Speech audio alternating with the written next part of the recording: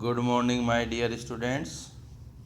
Yesterday discussed ethology, introduction and history. Today discussing method of studying behavior. जैसा कि मैंने बताया कि कल हमने इथोलॉजी के इंट्रोडक्शन और परिचय के बारे में अध्ययन किया था।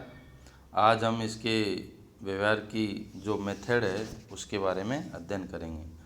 सर्वप्रथम कार्ल नोड लॉरेंज, तनिको टिबर्जन एंड कार्ल वान फ्रिस वैज्ञानिकों ने एनिमल के बिहेवियर के बारे में अध्ययन किया।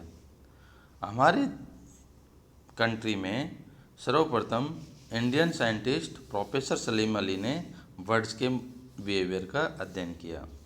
अगर किसी एनिमल के बिहेवियर की स्टडी करनी है तो उसमें निम्न बिंदुओं का अध्ययन करना आवश्यक है। फर्स्ट आता है कि जो उपयुक्त एनिमल का या समूह का चुनाव करना। अगर हम किसी एनिमल की उसके बिहेवियर के बारे में जानना चाहते हैं तो पहले तो उपयुक्त एनिमल को कलेक्ट करना। सेकंड आता है उसकी स्पीशीज का एलिमेंट्री स्टडी करना। थर्ड आता है जंतु समूह का संतोषप्रद चयन और स्टडी करना। फोर्थ नंबर का आता है ऑब्जर्वेशन के डाटा एकत्रित किया जाना चाहिए। और फिफ्थ आता है जो ऑब्जर्वेशन हेतु कौन कौन से इंस्ट्रूमेंट की आवश्यकता होती है वो कलेक्ट किया जाना चाहिए, जैसे campos, tape recorder, video camera, telescope, transmitter इत्यादि। और लास्ट में आता है कि एकत्रित किए गए जो डाटा है उसका एनालिसिस और स्टडी करना। सर्वप्रथम बोर्थलोड नामक वैज्ञानिक ने 1940 में बताया कि जो एनिमल के गोनेड्स से स्रावित जो हार्मोन होता है उसके व्यवहार का अध्ययन विस्तृत रूप से अध्ययन किया।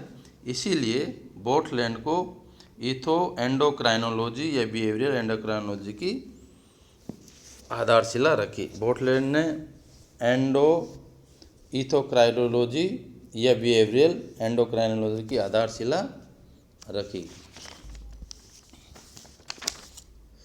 अगर किसी एनिमल के निश्चित बिहेवियर के प्रदर्शन में हार्मोन की क्या महत्वपूर्ण भूमिका होती है उसके बारे में बताएंगे कि ब्रेन के उन भागों को अध्ययन जो ब्रेन की जो हार्मोन की क्रिया हेतु संवेदनशील होती है।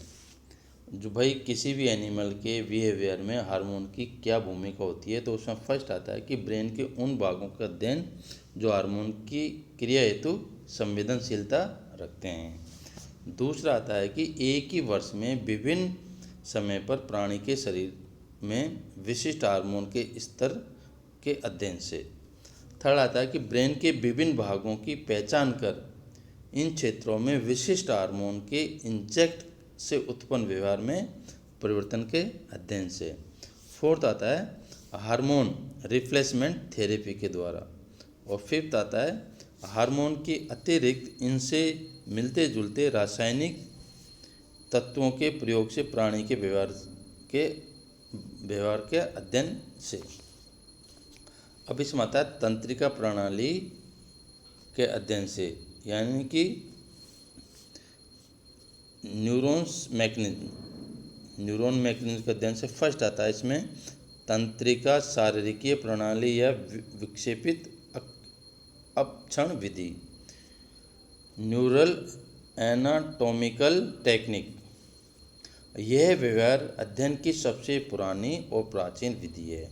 इसके अंतर्गत मस्तिष्क के विभिन्न भागों को विच्छेदन करके हटा देते हैं और इसके परिणाम स्वरूप संरचना व्यवहार के मध्य संबंध स्थापित करते हैं।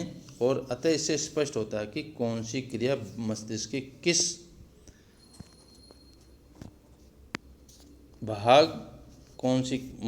भाग या क्षेत्र पर नियंत्रित और संचालित की जाती है। अतः विच्छेदन के किए जाने के उपरांत जंतु के व्यवहार में क्या परिवर्तन प्रकट हो रहे हैं और मस्तिष्क के विभिन्न भागों को निष्क्रिय कर उपरोक्त अध्ययन किए जाते हैं। वैज्ञानिकों ने अनेक स्तनियों में मस्तिष्क के मानचित्र मैप्स भाई जिसको हम न्यूरोटैक्सिक एटलस कहते हैं बनाकर उपलब्ध कराए। स्टीरियोटैक्सिक मशीन का आविष्कार कर मस्तिष्क की क्रियाविधि को जानकारी प्राप्त की जा सकती है। मशीन पर एनिमल का हेड रखकर ब्रेन के नियत स्थानों पर इलेक्ट्रोड फिट किए जाते हैं और उद्दीपित कर उन भागों से निरीक्षण आंकड़े प्राप्त किए जाते हैं। ये डाटा तरंगों के रूप में प्राप्त होते हैं। ब्रोका नामक वैज्ञानिक ने बताया कि एक चोटग्रस्त रोगी पर कुछ महत्वपूर्ण परीक्षण किए। इस रोगी के मस्तिष्क पर चोट थी एवं वाणी भी त्रुटिपूर्ण हो गई थी। अतः ब्रेन कॉर्टेक्स में एक विशिष्ट स्थान सुनिश्चित कर उपरोक्त प्रयोग किए। यह स्थान स्पीशीज सेंटर, जिसे हम ब्रोकाज एरिया के नाम से जाना जाता है। इसके उपरांत वर्निक नामक वैज्ञानिक ने स्पीशीज सेंटर को नियंत्रित कर जो वाणी के नियंत्रण से ही अन्य बिंदु की खोज की, जिसे वार्निक एरिया के नाम से जाना जाता है। इसका फर्स्ट उदाहरण आता है मकाका मुल्यूटा, जो मंकी होता है, रिसस मंकी। इसमें पाया कि मकाका मुल्यूटा के बंदरों के विभिन्न आकृतियों तथा आकार की वस्तुओं को विभेदन हेतु प्रशिक्षित किया गया। इसके उपरांत उसमें विजुअल कॉर्टेक्स को विक्षेपित कर दिया गया। इसके उपरांत यह विभिन्न आकार आकृतियों के विभेदन करने में असक्षम पाया गया। दूसरा उदाहरण आता है, यदि जंतुओं के वेंट्रोमीडियल हाइपोथैलेमस को विक्षेपित कर दिया जाए तो प्राणी की भूख इस हद तक बढ़ जाती है कि यह अत्यधिक मात्रा में भोजन ग्रहण करने के फलस्वरूप मर जाता है, जिससे स्पष्ट होता है कि विक्षेपित किया गया क्षेत्र संतृप्ति केंद्र था। थर्ड आता है, यदि जंतुओं के पार्श्व लेटरल हाइपोथैलेमस